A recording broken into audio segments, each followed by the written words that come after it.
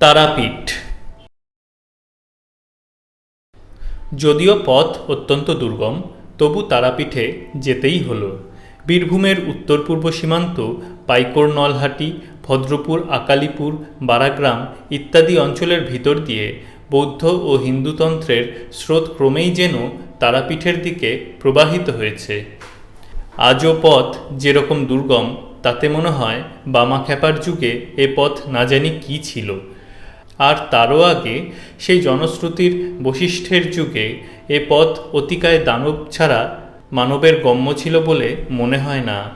এহেন পথে যেমন তন্ত্রমার্গের নির্বিকার সাধকরাই চলাফেরা করতে পারেন, মাটির পৃথিবীর নশ্বর মানুষ যারা, তাঁদের কাছে তারাপীঠের পথ সুগম নয়।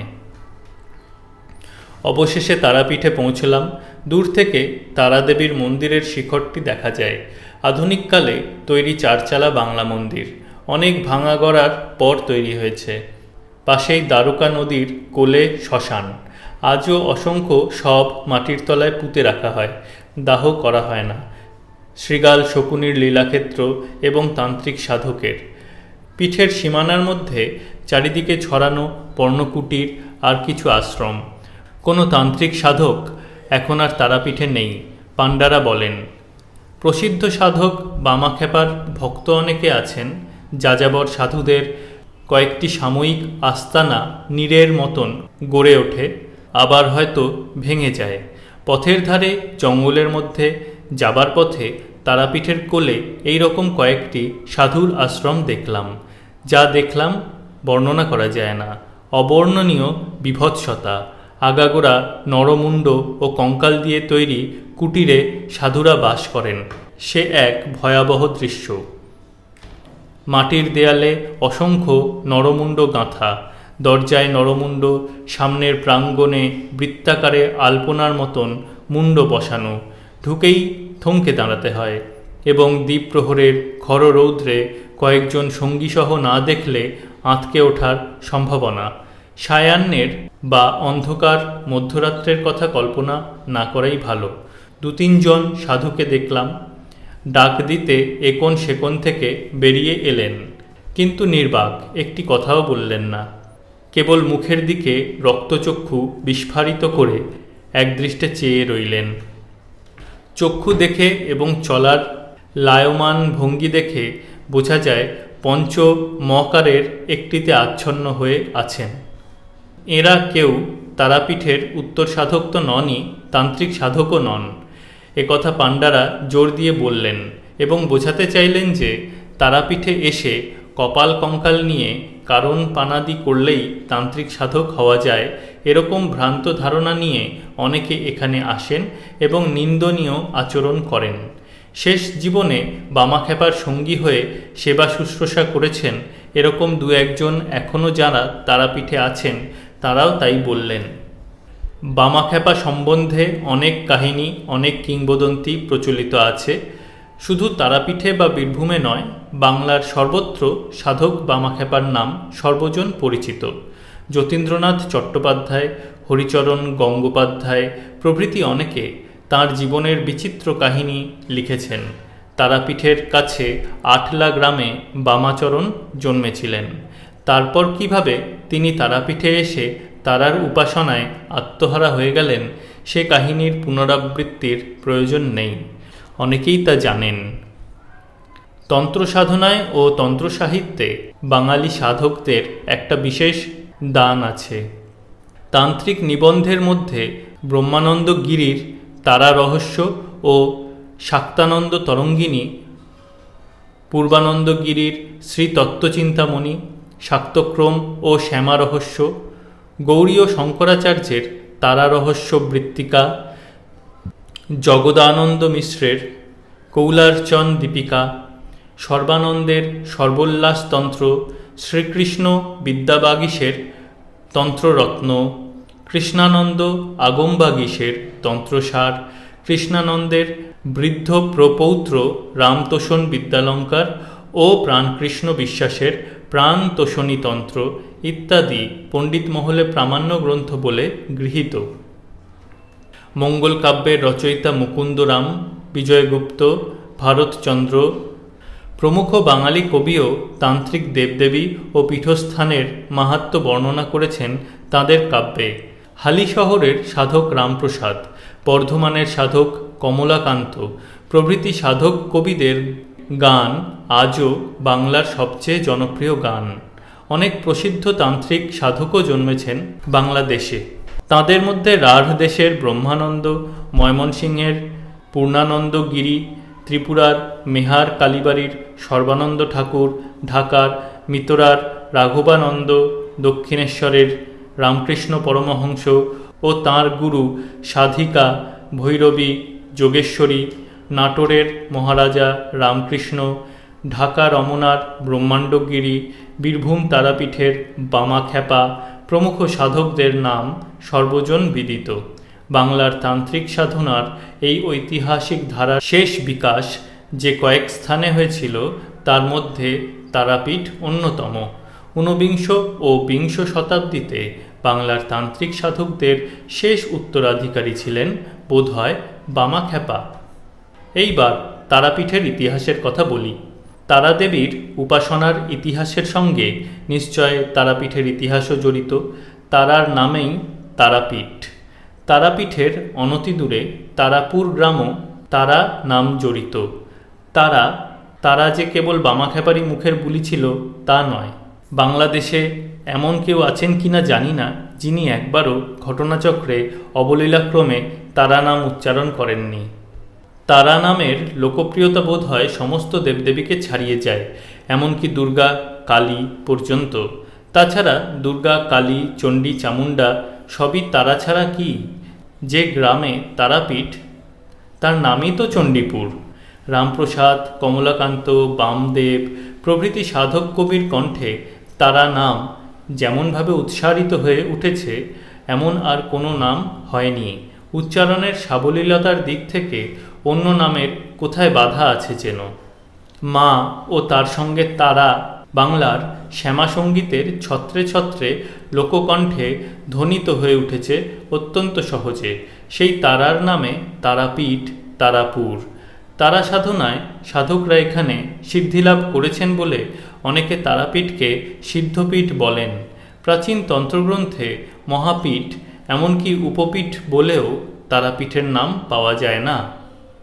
আগমবাগীশের গ্রন্থে না, এমনকি ভারতচন্দ্রের পীঠমালার তালিকাতেও না।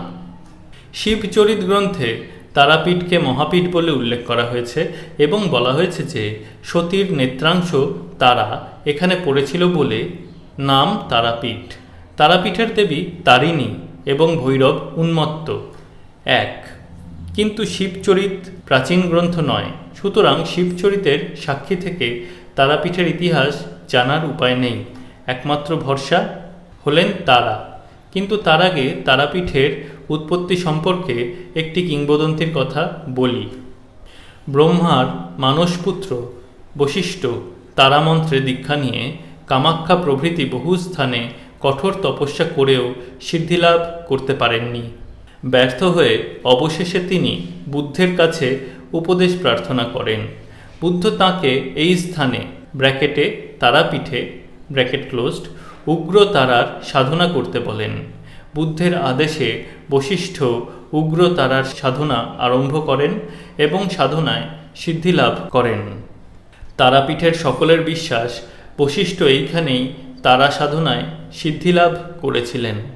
তারাপীঠের একটি কুণ্ডকে বশিষ্ঠ কুণ্ড বলা হয় এবং লোকের বিশ্বাস এই কুণ্ডে স্নান করলে মৃত বৎসা নারী সন্তান লাভ করেন।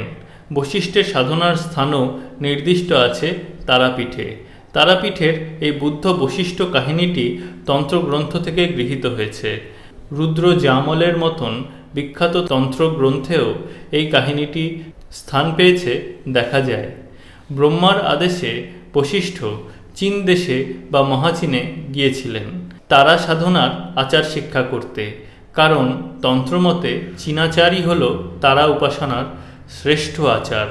চীনাচার সম্বন্ধে অনেক তন্ত্রগ্রন্থে প্রশংসা করা হয়েছে।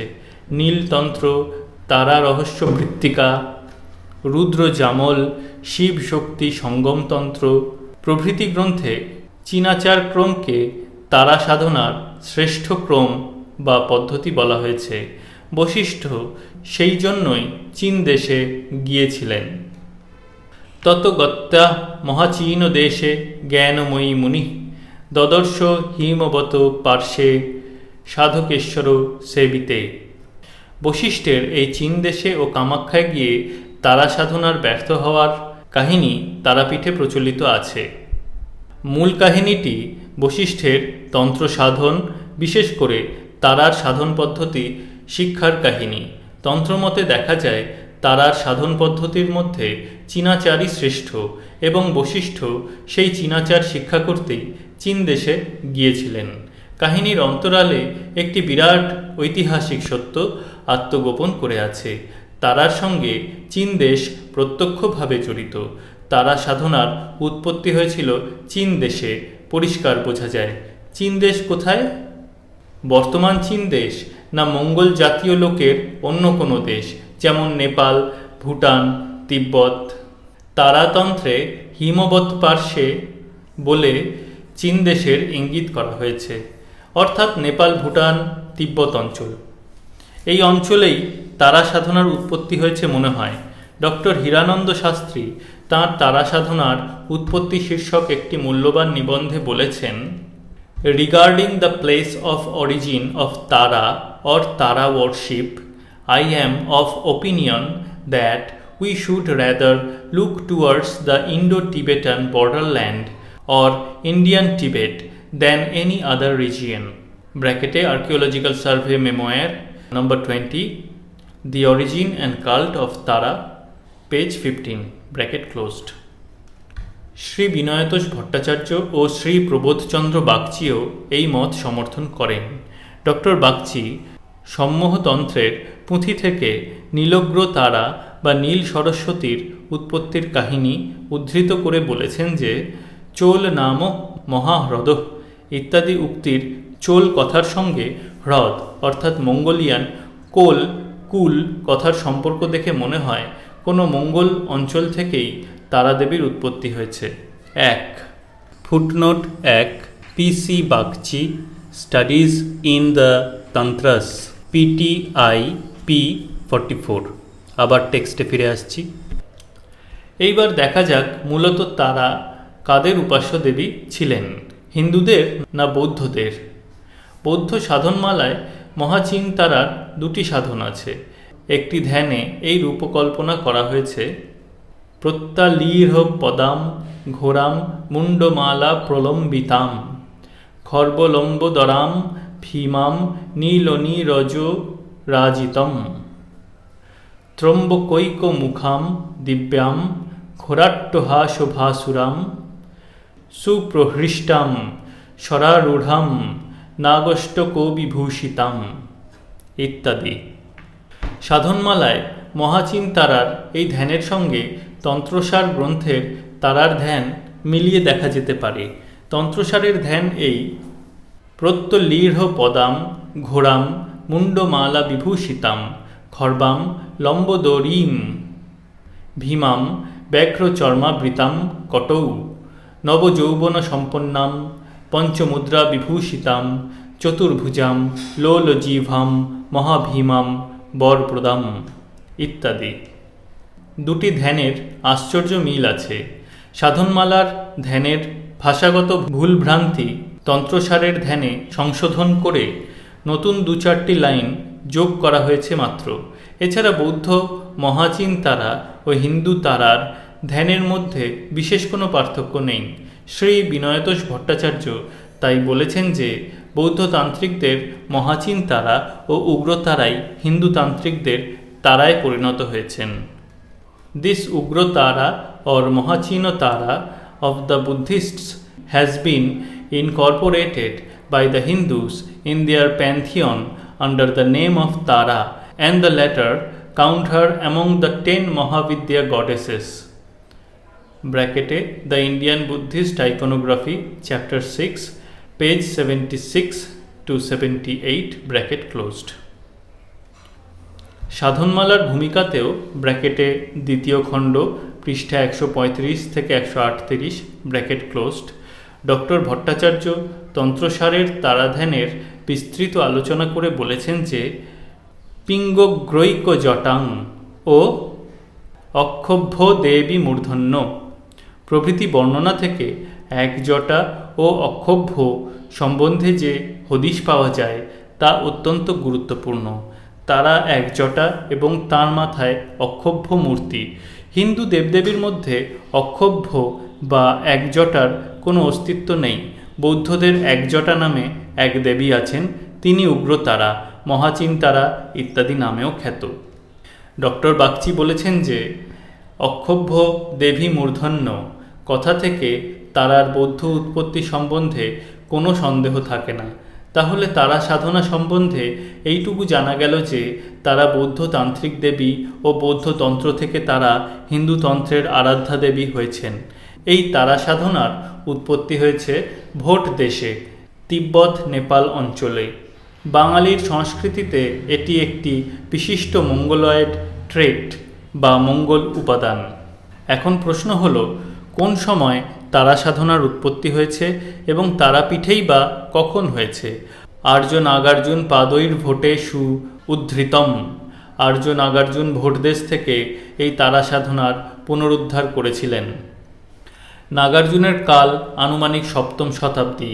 এই সপ্তম শতাব্দীই হর্ষবর্ধন ও কামরূপের ভাস্কর বর্মন বাংলার শশাঙ্কের বিরুদ্ধে অভিযান করেন।